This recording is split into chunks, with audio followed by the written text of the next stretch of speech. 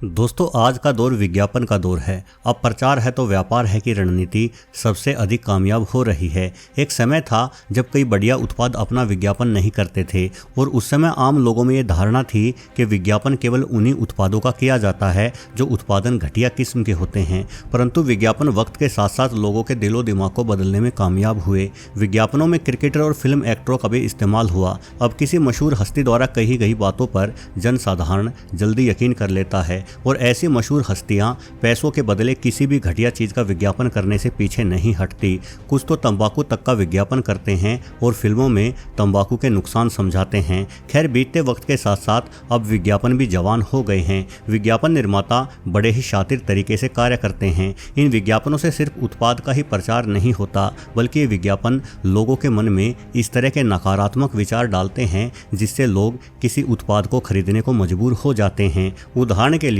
यदि गोरा रंग करने वाली क्रीम का विज्ञापन है तो उस विज्ञापन के जरिए पहले लोगों को ये समझाया जाता है कि जो इंसान गोरा नहीं है उस इंसान का जीवन ही व्यर्थ है। दिखाए गए विज्ञापनों में कभी सांवले रंग की लड़की की शादी नहीं होती तो कभी उसे नौकरी नहीं मिल पाती, परंतु जैसे ही उसका रंग गोरा होता है हर कोई उस लड़की के कदमों में बिछने को तैयार दिखाई पड़ता है। क्या आपको नहीं लगता कि इस तरह के विज्ञापन पर रोक लगनी चाहिए? मतलब हम किसी सांवले दिखाई देने वाले व्यक्ति को आखिर हीन भावना से कैसे भर सकते हैं जबकि हमारे देश की राष्ट्रपति तक एक सांवली महिला है। वैसे सबसे रोचक विज्ञापन साबुन और बाथरूम या टॉयलेट साफ करने वाले एसिड्स आदि के होते हैं। इन विज्ञापनों में एक बड़ी ही खास चीज़ दिखाई जाती है जिस पे आपने शायद ही कभी गौर किया हो। जब भी विज्ञापन में कीटाणु मारने वाले साबुन या किसी लिक्विड से कोई व्यक्ति हाथ या फर्श आदि को साफ करता है तो उस सफाई के बाद भी एक दो कीटाणु अवश्य बच जाता है। ये बहुत सही दिखाया गया है, बिल्कुल ईमानदारी से। दरअसल कोई भी साबुन या लिक्विड वॉशर कभी भी पूरी तरह से कीटाणुओं का सफाया कर ही नहीं सकता।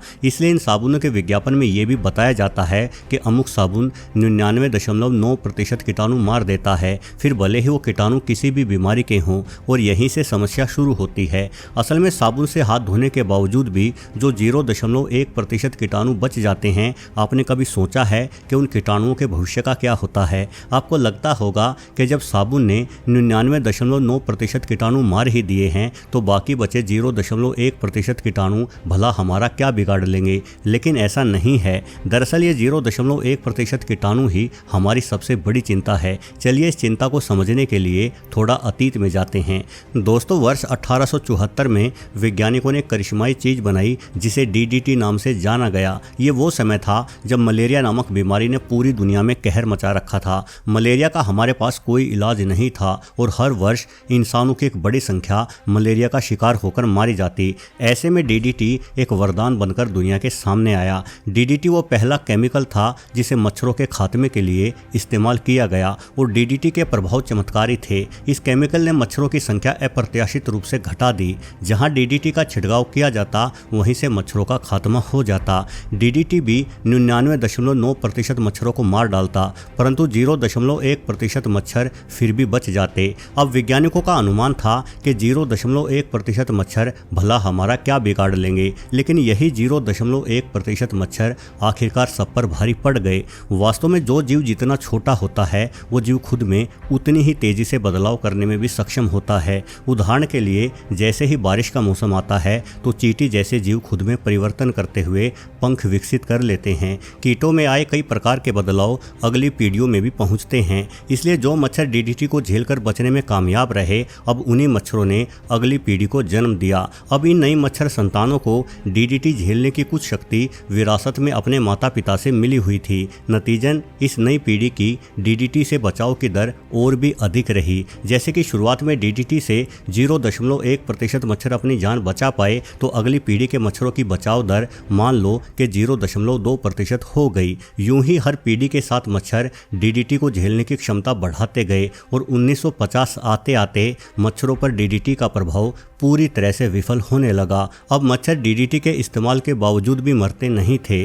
कभी 0.1% ही मच्छर DDT को झेल पाते थे, परंतु अब 99.9% झेलने लगे। ऐसे में सोचने वाली बात यह है कि साबुन के इस्तेमाल के बाद बचने वाले 0.1% कीटाणु भी तो खुद के अंदर साबुन के विरोध में प्रतिरोधक क्षमता विकसित करने में कामयाब हो रहे होंगे या कर चुके होंगे। इसलिए अब इन साबुनों का कोई विशेष प्रभाव कीटाणुओं और वायरस पर नहीं रहना चाहिए। शायद यही यही वजह है कि कोरोना काल में बार बार और लगातार हाथ धोने वाले इंसान भी इस महामारी का शिकार बने, क्योंकि ये साबुन अब इन वायरसों को रोकने में कामयाब ही नहीं हो पा रहे। वैसे दोस्तों, यदि कोई साबुन 99.9% कीटाणु या जीवाणु मारता भी है तो भी स्वास्थ्य की दृष्टि से ये अच्छा नहीं कहा जा सकता।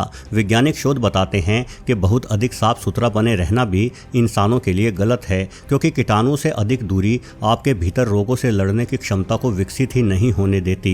आप अपने आसपास रहते जीवों को देखें, कुत्ते या बिल्ली जो कभी नहीं नहाते इंसानों की तुलना में कम बीमार पड़ते हैं। वैसे भी सभी जीवाणु बुरे नहीं होते, कुछ ऐसे बैक्टीरिया भी हैं जिनकी मौजूदगी हमारे शरीर के लिए बेहद आवश्यक है।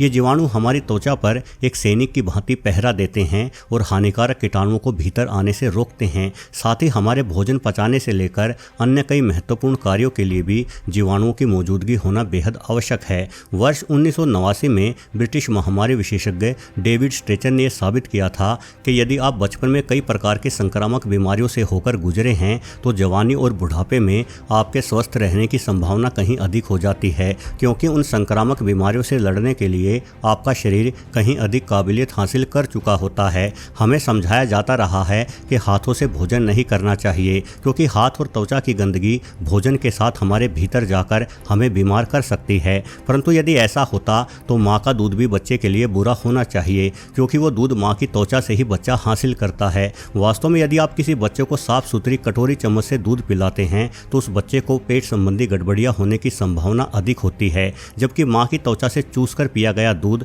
हमेशा ही बच्चे के स्वास्थ्य की दृष्टि से बेहतरीन सिद्ध होता है। हालांकि इसका अर्थ ये नहीं है कि हमें नहाना नहीं चाहिए और गंदे हाथों से ही भोजन करना चाहिए। गंदे हाथों से भोजन करना संक्रमण फैलने का सबसे महत्वपूर्ण कारण है, किंतु सफाई भी संतुलित तरीके से ही होनी चाहिए। जब भी आप बाहर से आए हैं तो भोजन करने से पहले हाथ जरूर धोएं, क्योंकि अध्ययन बताते हैं कि बाहरी चीज़ों से संपर्क संक्रमण फैला सकता है। वहीं आपके घर के भीतर ऐसा कोई जोखिम भरा वातावरण नहीं होता जो आपके लिए हानिकारक हो। साथ ही बच्चों को ऐसी जगहों पर खेलने से ना रोके जहां उनका संपर्क मिट्टी और पेड़ पौधों से होता हो। ये मिट्टी और पेड़ पौधे अनेकों लाभकारी जीवाणुओं से समृद्ध होते हैं और ऐसा माहौल बच्चों में रोग प्रतिरोधक क्षमता भी बढ़ाता है। अध्ययनों से ये पता चलता है कि जो बच्चे मिट्टी में अधिक समय तक खेलते हैं उनमें एलर्जी और अस्थमा की दर कम होती है। इसके अतिरिक्त दवाओं का इस्तेमाल भी केवल तभी किया जाना चाहिए जब उनकी आवश्यकता हो। बार बार एंटीबायोटिक्स प्रयोग में लाए जाने से बच्चों की भीतरी रोग प्रतिरोधक क्षमता विकसित नहीं हो पाती।